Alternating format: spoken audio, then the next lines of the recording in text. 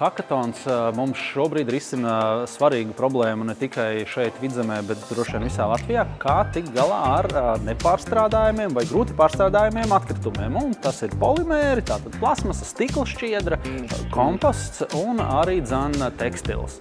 Atbalsts šādu te hakatonu organizēšanai ir arī mūsu prioritāte, jo caur šo te hakatonu mēs saredzam, ka tas var būt kā risinājums dažādām šāda veida līdzīgām problēmām, kā savest kopā iesaistītās puses, kādā veidā kopīgi dažādām ieinteresētajām pusēm risināt un meklēt atbildes atkrituma apjoma samazināšanai.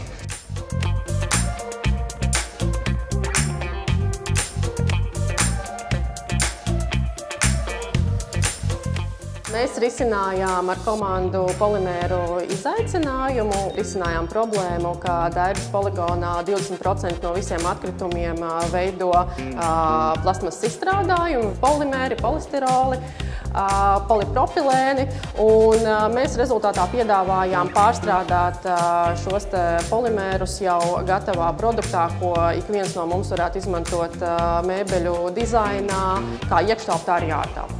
Šajā hakatonā pēdējās 2 dienās mēs pētījām problēmu tekstīlā atkritumu nenormālajā apjoma pasaulē. Ļoti ticu, ka tā sadarbība, kas veidojas, tas arī atrisinās arī lielas problēmas nākotnē. Otru reizi pēc kārtas mēs jau organizējām šo hakatonu, un šķiet, ka arī šoreiz mums izdevās gan uz pozitīvu enerģijas lādiņu, gan arī uz ļoti labiem rezultātiem izanalizēt 10 komandu veikumu un gala rezultātā vienu no komandām atzīt par labāko.